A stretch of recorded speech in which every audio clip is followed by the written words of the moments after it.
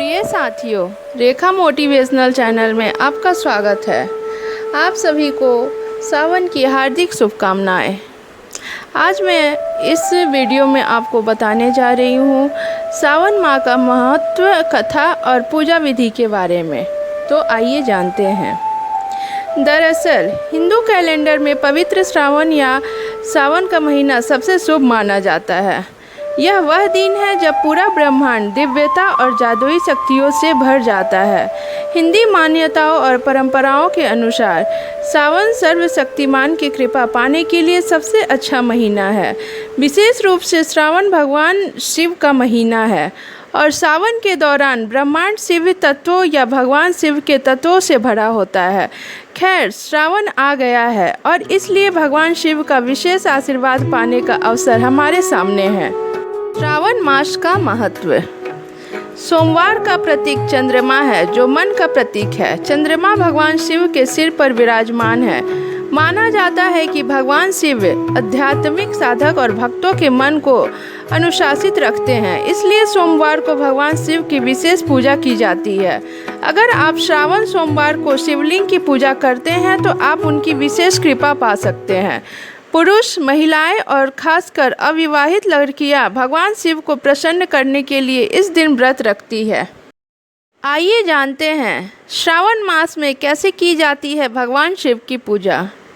उनकी पूजा के लिए सामग्री: गंगाजल, अक्षत, फूल, पंचामृत, दूध, दही, शहद, घी और चीनी से बना नागचारी, कलावा, रंगीन धागा, यज्ञोपवीत, फल, मिठाई, धूप, अगरबत्ती, धूप।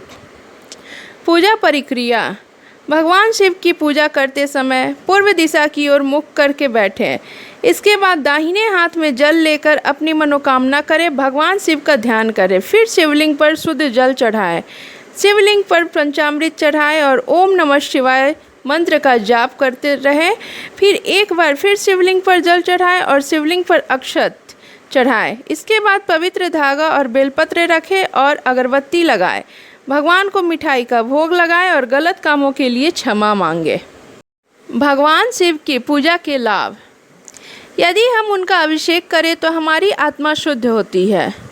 यदि हम उसे सुगंधित जल से स्नान कराते हैं तो हमें पुत्र की प्राप्ति होती है। यदि हम उन्हें नैवेद्य और अर्पित करते हैं तो हमारी आयु बढ़ती है। यदि हम उनकी मूर्ति के समक्ष दिया जलाएं तो हमें ज्ञान की प्राप्ति होती है। यदि हम भगवान शिव को पान चढ़ाते हैं तो हमें भरपूर भोजन मिलता है।